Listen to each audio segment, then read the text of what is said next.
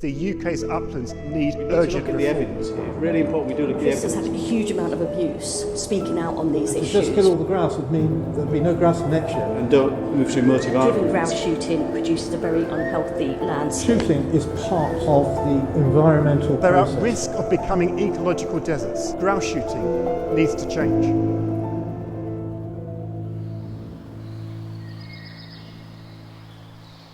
Driven grouse shooting can be a very emotive subject. So what we've been at pains to do is to be as objective as possible and always collect the scientific evidence and evaluate it objectively. That's very, very important because that is the way that we get the big picture that I alluded to in terms of economic, social and environmental use of this very, very important part of our heritage and land in this country. And I think that'll be very important for dispelling any negative feelings for the way that uplands are developed in the future. I was appointed because I'm truly objective as regards driven grouse shooting. I don't shoot grouse. I have no personal interest in upland development. I have never been involved in any emotional or political element regarding driven grouse shooting. This report, Sustainable Grouse Shooting, results from a research project that a colleague and I did. Our task was to examine all the relevant literature looking at the three key areas of sustainability: economic, social and environmental / ecological. And we had to examine the literature, I think, with a degree of care and caution, because what we wanted was really gold standard evidence, really good methodology, and the findings were defendable and potentially replicable. A key part of the review was not just to look at whether grouse shooting as an activity is sustainable, but to compare that activity with the alternative uses of moorland that people suggest. And I think our findings are interesting. Certainly I was surprised by some of them. So a very good definition of sustainability is that it's a long-term goal to achieve a more sustainable world. Sustainable development, on the other hand, refers to the many processes and practices that are there in order to get to that goal. For example, sustainable agriculture, forestry, management, production, consumption, good government, and of course good governance is very important. Also education and training, absolutely vital. The International Union for the Conservation of Nature, IUCN, has developed a very good core mainstream thought on what this is. It's underpinned by three major elements: the economic, the social and the environmental. And it's those three key elements which underpin sustainability globally and also underpin the core of this report. So if we look at a couple of examples of the social impacts of driven grouse shooting that we found. Obviously with driven grouse shooting there are people called beaters whose job it is to move the grouse towards the people shooting the guns, who are sheltering in their butts waiting for the grouse to appear. Now these beaters are not shooting. They're typically people from the local area, although sometimes we get examples of people travelling 50, 60 miles to beat. And they're walking along and they're doing as much as 15 to 20 miles a day. Now the government values exercise. Those beaters who are over 45 is costed at £1,966 per year per person. If you look at the numbers of people who are beating times one number by the other, you find suddenly there is this social impact worth millions of pounds. Any attempt to move away from grouse shooting towards an alternative use does need to look at these social impacts. They're incredibly important and valuable. Loneliness. We know from our project. Not everybody, but some of the people who are beating are actually quite lonely, and loneliness in upland communities is a problem. The cost of loneliness, according to the government, is about £6,000 to the health service over a 10-year period. So imagine you're over 45 and lonely because you're widowed or divorced or something. You've got £1,966 worth of exercise and you're reducing the cost of loneliness. You can't say everybody going out benefits to this amount and the country saves this amount of money, but what you can say is there is a real economic value in the social impacts of participation in driven grouse shooting as a beater, and do the alternative uses deliver the same value? The evidence at the moment says no. It's amazing the sort of sense of camaraderie and community that you have amongst the shooting community. We have guys up into the 80s that are shooting with us still, who obviously we have to tailor the day so that they don't have to do quite as much physical side of it. It gives the old boys a chance to actually get up and still carry on with the sport that they enjoy. Such a huge age range of people. It's so nice that a big social group get together with mixed ages. There's probably not that many sports that you can have such a huge age range of participation and everybody's sort of on a level playing field, if you like. I've seen people come and enjoy themselves so much. It's just unbelievable. Helps with people to get the minds off the problems that the whole country, well no, the whole world's in. Shooting is a big part of a lot of people's lives. It's massive, and if it wasn't there, you would have a big mental health problem, because that's all they look forward to, and that's a lot of people, that's all they do.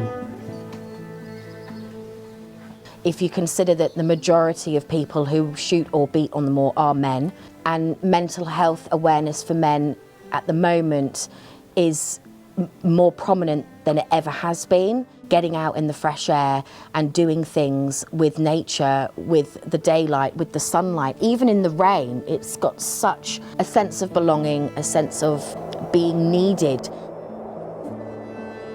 And there's also some very interesting work that has been reported to the Scottish Government and included in the Werity report, pointing out that for many remote communities in the Highlands, grouse shooting and driven grouse shooting is part of this cultural web of activities and is very significant for the community. It is a key force that binds the community together.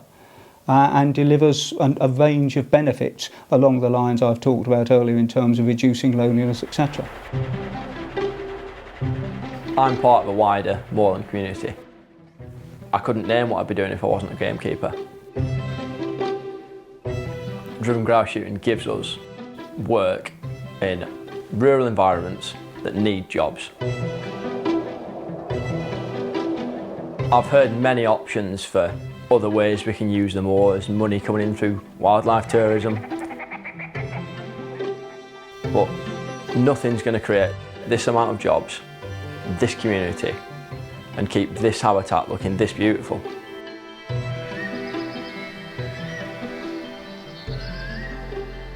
It would cost the public an awful lot of money. All the gamekeepers, the underkeepers and all that would be made unemployed. So they would have to be on the dole. They would lose a house because the house is usually with the job, and then they would have to be rehoused. And all that money for them people would have to come out of the government and the taxes that we pay. And people don't realise just what that would mean to the whole community. It takes all these little drops of water to fill the big puddle up that people rely on as money and their income. It makes a big difference to a lot of local people who don't actually shoot at all, but it plays a huge part of their working life and their businesses every year. And without it, no doubt everybody would suffer. If we turn to the economic impacts of driven grouse shooting, again, I think there are some quite interesting findings. Let's look at tourism. The North York Moors National Park website points out that in 2018, 8.4 million people visited just that relatively discrete area of the North York Moors.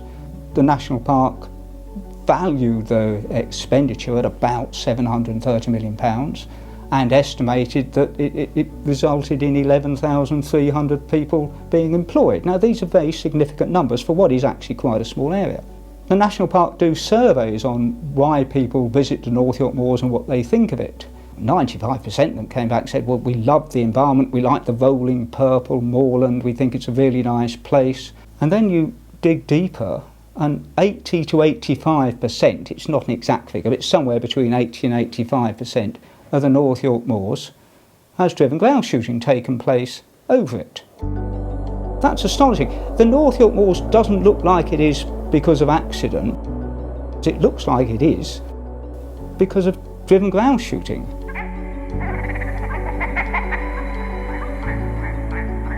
Driven grouse shooting doesn't just have the simple economic benefit of somebody spends X £1,000 in order to shoot grouse and they stay in a local hotel and they go to the local garage, etc. All these things are important, but that's just the obvious expenditure.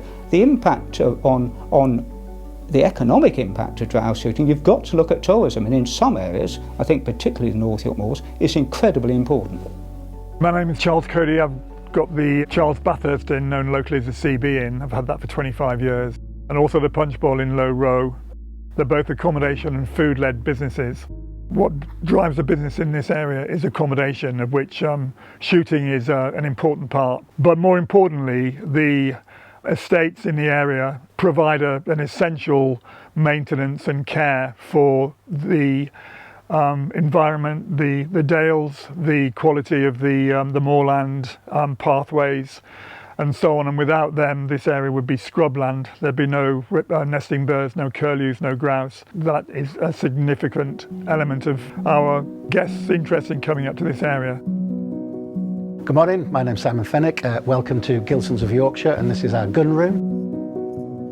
We wouldn't be in the position we are today without driven grouse shooting. It has enabled us to grow the family business over 35 years to where we are today in this fantastic purpose-built building just off Scotch Corner. Due to driven grouse shooting and the income it has provided us over the years, we've been able to reinvest in the business. We now employ 10 people. Obviously them 10 people have families to look after, and we're growing all the time. So as long as driven grouse shooting continues, the business will grow, and hopefully we'll employ a lot more people in the future, and it will be here for the fourth generation of people to run the business. I think another impact of the economics of driven grouse shooting that people probably don't consider is the amount of money that's spent with contractors, and this is both internal contractors, carpenters, etc., because all the buildings which are used for grouse shooting or for accommodation need maintaining. But the outdoor contractors, their role is very interesting. And yes, there are the obvious things. They do build or repair butts, but they make quite a lot of tracks. Now, these tracks are not just for grouse shooting because they're there all year round, and these tracks permit access and thus enable tourism. So there's a sort of an interesting virtuous circle between the work of an outdoor contractor, which also facilitates tourism. The other big work that external contractors doing is moorland restoration, particularly around peatland restoration. Contractors are a good example of how moorland management for grouse shooting is not simplistic. It's not we just have grouse on this moor and that's it. It's really quite an integrated and complex web of economic activities which lead to a whole variety of direct benefits clearly for grouse shooting, but if you like downstream benefits for society, tourists, etc.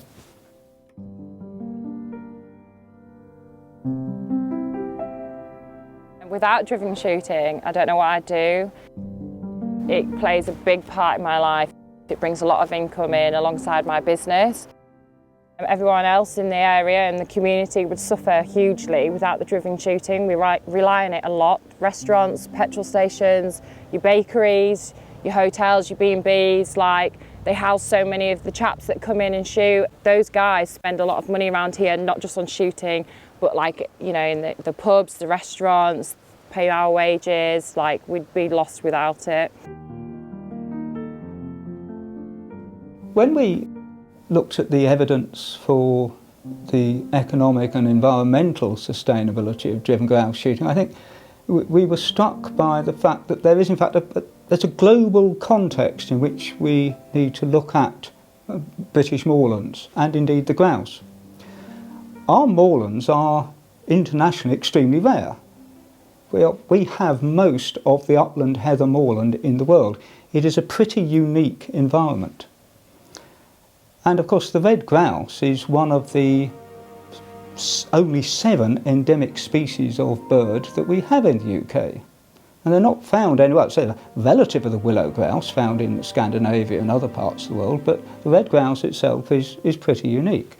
So you've got a unique, internationally, a globally unique environment and unique bird, and we're lucky enough to have them in this country. The conservation work that we do benefits the moor tenfold and helps to increase the plants, animals and invertebrates that live here and make them more beautiful. That brings in thousands of tourists every year. To keep these moors beautiful and teeming with wildlife, we carry out basic moorland management. One method of that is controlled burning. That is clearing the top layer of heather to bring forward new shoots and new growth that not only provide nesting habitat but also food for ground nesting birds, which include red grouse and rare species like lapwing and curlew, which are in decline.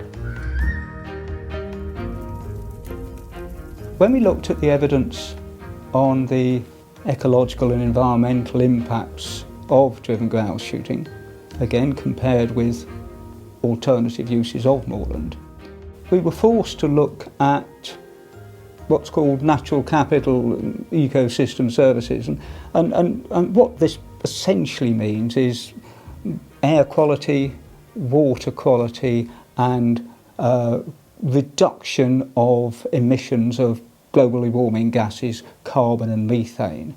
And in practical terms, what policymakers and practitioners are interested in are air, water and carbon. And air, that leads us on to burning. Now there is a lot of heat generated by the debate around burning, and there have been questions asked in Parliament and petitions against burning on moorland. But burning, of course, is not just, it's not a simple subject, and it's not a recent thing, and importantly, burning is not something that arose with grouse moor management. If we go back into the history, as we've had to on this project, in the early 19th century, when the Scottish landowners were beginning to realise how much money they could make from luring the English upper classes north to shoot grouse, they actually worked hard with the local farmers to reduce the amount of burning that the farmers were doing on the moors, because it was producing a monoculture of vegetation all the same age, all the same height, and this was not good for grouse. And the landowners very quickly realised that there was more money to be made from grouse than sheep. So burning is not just something associated with grouse moor management. In fact, grouse moor management in Scotland in the 18th century resulted in less burning than previously had been practised. And burning also needs to be looked at in terms of controlled burning, deliberate burning, in order to manage the height and age of vegetation, and uncontrolled burning, wildfires. And I think the evidence is absolutely clear. What must be avoided at all cost, if possible, is wildfires, because a wildfire burns really at very high temperatures, gets through the vegetation into the peat, and then that can burn and release vast amounts of carbon. These fires are capable of burning for days and destroying vast areas of land and all types of animals and plants. They're the ones to be avoided. Controlled burning is a very different subject. You might have seen wildfires on TV, but when you're there in the moment,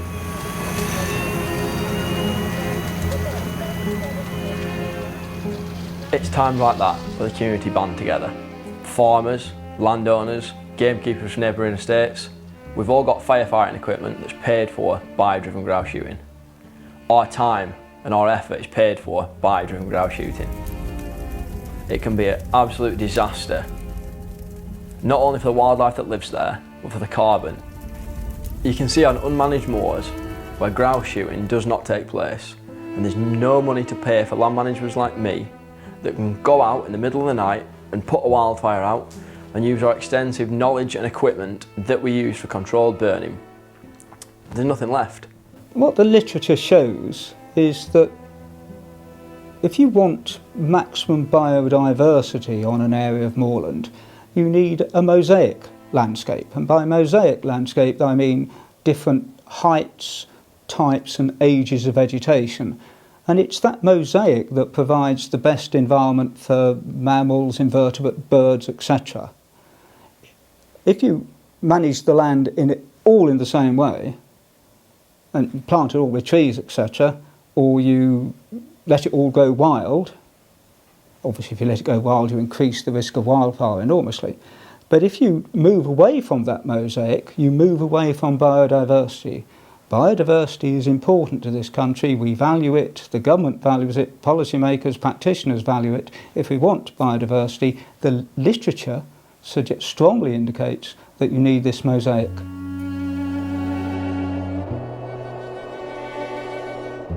If grouse shooting was banned today, my personal opinion is there would be no grouse in 10 years.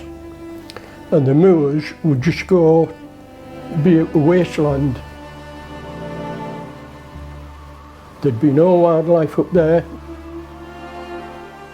only the vermin, if there was any vermin. They wouldn't have anything to eat. It's been managed for hundreds and hundreds of years. What people don't realise is how harsh an environment that actually is in the winter time, and without having the good summers and the benefit of the pest control and stuff through the summer, a lot of things would really struggle to make it through the winter.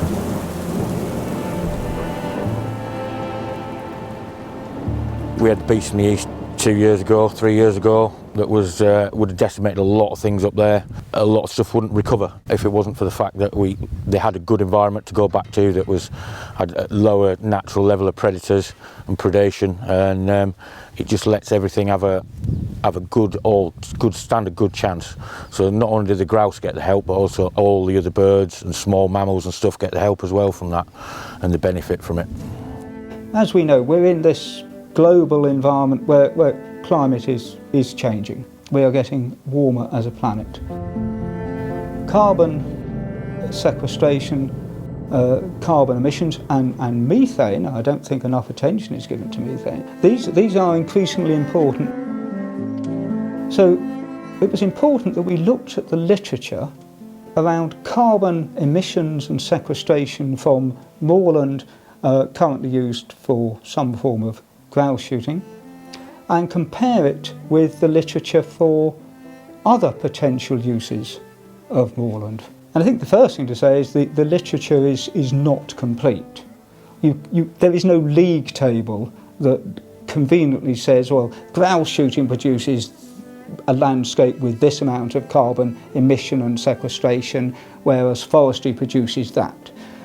But individual studies show, for example, that planting a wood, even a broadleaf wood, is likely to result in more carbon emission than having a properly managed moorland, which includes grouse shooting as well as other activities. There is currently no evidence to suggest that alternative uses of moorland will release less or store more carbon than current practices, if anything, quite the reverse.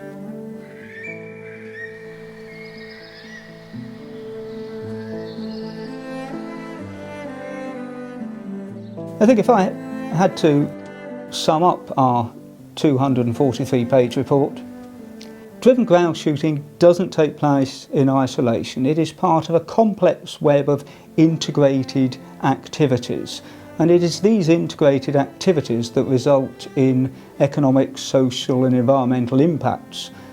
And in many cases these impacts have positive benefits that can be increasingly costed, both on individuals and society.